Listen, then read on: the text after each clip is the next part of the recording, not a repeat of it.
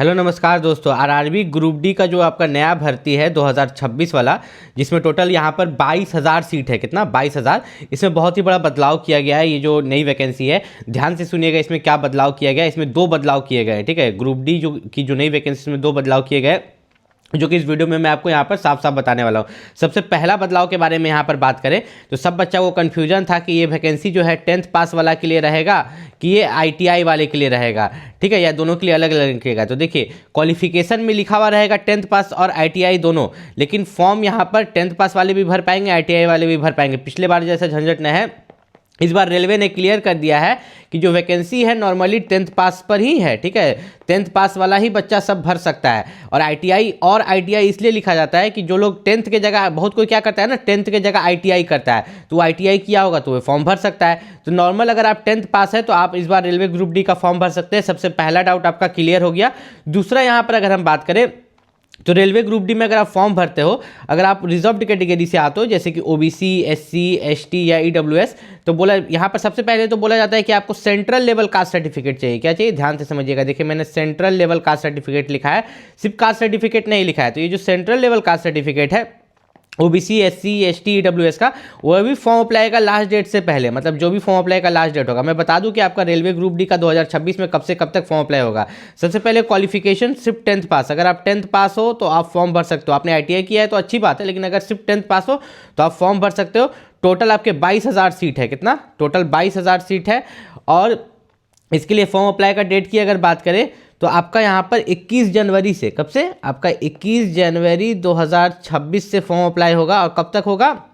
इसका official notice निकला है, शॉर्ट नोटिस निकला है, आप जाकर देख सकते हो आरआरबी के किसी भी वेबसाइट पर। 21 जनवरी 2026 से फॉर्म अप्लाई होगा और 20 फरवरी तक होगा। कब तक होगा? 20 फरवरी 2026 तक। तो लगभग पूरा एक महीना यहाँ पर फॉर्म अप्लाई चलेगा, 21 जनवरी 2026 से लेकर 20 फरवरी 2026 तक। तो मैं अभी से क्यों बोल रहा हूँ? ताकि अभी से आप पढ़ाई शुरू कर दो। आपको मैं रेलवे ग्रुप डी का क्या एक्सपेक्टेड कटअप जाता है ये भी बता दूंगा और बेस्ट बुक्स भी बता दूंगा, ताकि आप अभी से पढ़ाई शुरू कर दो। एज लिमिट की बात करें, सबसे मेन होता है एज लिमिट, कि आपका एज लिमिट इस बार क्या मांगा जाएगा। तो 1/1/2026 को काउंट होगा। यहाँ पर साफ इन्होंने शॉर्ट नोटिस में दे दिया है, जिसे देख के मैं बता रहा हूँ, ठीक है। 1/1/2026 को आपका 18 से 33 साल होना चाहिए जनरल वाला के लिए। किसके लिए? जनरल वाले कैंडिडेट के लिए 18 से 33 साल 1/1/2026 को होना चाहिए। OBC को 3 साल का छूट है और इसके बाद SC ST को 5 साल का छूट है। इसके अलावा 18 से 33 में आप OBC हैं तो 3 साल जोड़ लीजिए, SC ST है तो 5 साल जोड़ लीजिए, ठीक है। उसके बाद अगर हम यहाँ पर बात करें रेलवे ग्रुप डी में अगर यहाँ पर देखिएगा एक चीज़, इसमें मेडिकल स्टैंडर्ड भी बहुत अच्छा खोजता है, ठीक है। आपका जो मेडिकल है इसमें दो चीज़ बहुत अच्छा खोजता है, आपका आई और ईयर, ठीक है, आँख और कान, ये दोनों आपका अच्छा होना चाहिए। इस चीज़ का खास ख्याल रखिएगा। सबसे पहले आपका कंप्यूटर बेस्ड टेस्ट होता है, फिर फिजिकल, फिर डॉक्यूमेंट वेरिफिकेशन, फिर मेडिकल एग्जामिनेशन यहाँ पर लिया जाता है। जो कंप्यूटर बेस्ड टेस्ट होता है इसमें आपको देखिए जनरल साइंस से 25 क्वेश्चन है। तो इसके लिए जो सबसे बेस्ट बुक है वो आपका हो जाता है स्पीडी पब्लिकेशन का। देखिएगा आप, स्पीडी पब्लिकेशन का एक पतला बुक आता है, वो अलग से आपको खरीदना होगा जनरल साइंस के लिए। तो आप जनरल साइंस में 25 क्वेश्चन में ज़्यादा से ज़्यादा मार्क्स ला पाइएगा। फिर मैथ, रीजनिंग और करंट अफेयर के लिए को भी आपको मैं बुक बताऊंगा। नीचे में अरिहंत पब्लिकेशन का और किरण का, नीचे मैं इस वीडियो के डिस्क्रिप्शन में लिंक दे दूंगा, वहाँ से जाकर आप परचेस कर सकते हैं। आप चाहिए तो सिर्फ एक ही बुक परचेस कर लीजिए जिसमें सब रहेगा, ठीक है। स्पीडी में अलग से इसलिए बोलता हूँ ताकि अलग से अगर आप स्पीडी खरीदिएगा तब तो ज़्यादा मार्क्स ला पाइएगा, अच्छा मार्क्स ला पाइएगा, अच्छा सिक्योर कर पाइएगा रेलवे ग्रुप डी में। और रेलवे ग्रुप डी का नौकरी आप सोचते हैं कि नॉर्मल है, नहीं नॉर्मल नहीं है। अभी उसका सैलरी आपको पता है पे लेवल क्या है? 18,000 आपका इनिशियल पे है, बेसिक पे। BP यहाँ पर लिख देते हैं। बेसिक पे के बाद यहाँ पर जो है डियरनेस अलाउंस जो है इसका आधा हो गया 9,000।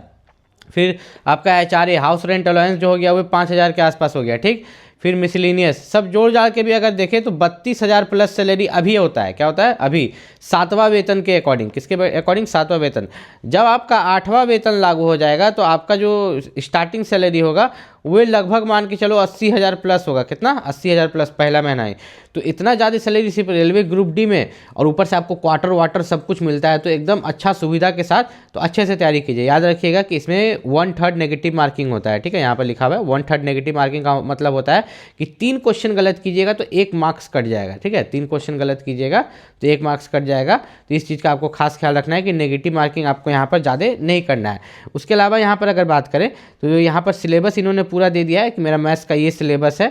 मैथ्स में हम BODMAS, decimal, fraction, LCM, LCM, proportion, percentage, mensuration से पूछेंगे। रीजनिंग में analogy, alphabet, number series, coding, decoding, mathematical operation, तो यही सिलेबस आपको पढ़ना है, ठीक है। बुक भी जो हम बताएंगे उसमें इसी से क्वेश्चंस रहेंगे। जनरल साइंस में आपको जो है क्लास 10 तक का पूछ रहा है, ठीक है, 10th स्टैंडर्ड तक का फिजिक्स, केमिस्ट्री और लाइफ साइंस। लाइफ साइंस आपको बायोलॉजी को बोलता है, लोग किसको, बायोलॉजी को बोलता है। इकोनॉमिक्स में आप देखिएगा यहाँ पर जनरल अवेयरनेस में इकोनॉमिक्स, पॉलिटी और जितना भी करंट अफेयर है सब पूछा जाएगा।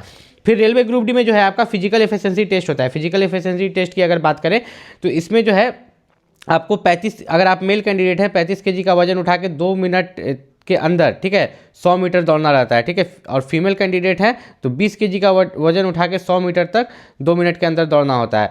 और फिर आपका रनिंग होता है। रनिंग जो होता है आपको 1000 मीटर, अगर मेल कैंडिडेट है 4 मिनट 15 सेकंड में, और फीमेल है तो 1000 मीटर के लिए आपको 5 मिनट 40 सेकंड मिलता है। ये क्वालिफाइंग है, फिजिकल क्या है, सिर्फ क्वालिफाई। आपका जो मेरिट बनेगा वो एग्जाम पर बनेगा, ठीक है, याद रखिएगा। आपका जो मेरिट बनेगा वो एग्जाम पर बनेगा। अभी इसका ऑफिशियल नोटिस नहीं निकला। ऑफिशियल नोटिस किस दिन निकलेगा? ऑफिशियल नोटिस जो है आपका, मतलब फॉर्म अप्लाई जिस दिन शुरू होगा 21 जनवरी 2026, अभी शॉर्ट नोटिस निकला है। और फॉर्म अप्लाई कब तक होगा आपका? फॉर्म अप्लाई आपका 20 फरवरी 2026 तक फॉर्म अप्लाई होगा, ठीक है। तो यहाँ पर अगर हम बात करें तो रेलवे ग्रुप डी के लिए जो बेस्ट बुक है उसका लिंक मैंने वीडियो के डिस्क्रिप्शन में दिया है। और इस वीडियो के आगे मैं बताऊंगा कि रेलवे ग्रुप डी का काम क्या होता है। वीडियो को अंत तक देख लीजिएगा। मिलते हैं अगले वीडियो में, तब तक के लिए नमस्कार। इसके आगे बस ये बताऊंगा कि रेलवे ग्रुप डी में काम क्या किया जाता है, वही देख। रेलवे ग्रुप डी में बहुत सारा पोस्ट है, ठीक है जी, 22,000 के अंदर बहुत सारा पोस्ट है। लेकिन कुछ ऐसा पोस्ट रहेगा जिसमें वैकेंसी ज्यादा रहेगा। पोस्ट वाइज भी तो वैकेंसी रहता है, इस पोस्ट के लिए इतना, इस पोस्ट के लिए इतना, तो आपने देखा भी होगा। लेकिन यहाँ पर अगर बात करें तो अगर आपको सिर्फ जॉब चाहिए कि मेरा जॉब लग जाए, तो आप ट्रैकमैन को पहले नंबर पर दीजिएगा, बाकी सबको नीचे पोस्ट प्रेफरेंस में दे दीजिएगा, जिस भी जोन में आप अप्लाई करें। उसके अलावा अगर यहाँ पर बात करें तो आपको बेसिक पे 18,000 रहता है ग्रुप डी में। ये 7th पे कमीशन के हिसाब से, ठीक है, 7वां वेतन। आपका जो 7वां वेतन है उसके हिसाब से डीए सैलरी का 50%, 18,000 बेसिक पे, उसका 50% 9,000, एचआरए 5,000, ठीक। उसके बाद आपका यहाँ पर जो है ट्रैवल अलाउंस जो है ये 1,000 के आसपास, ठीक है। ये दोनों को एक ही में मिला लीजिए, मिसलेनियस और ट्रैवल अलाउंस दोनों को मिला के 3,000। टोटल स्टार्टिंग सैलरी जो रेलवे ग्रुप डी की रहती है वो 34,000 रहती है।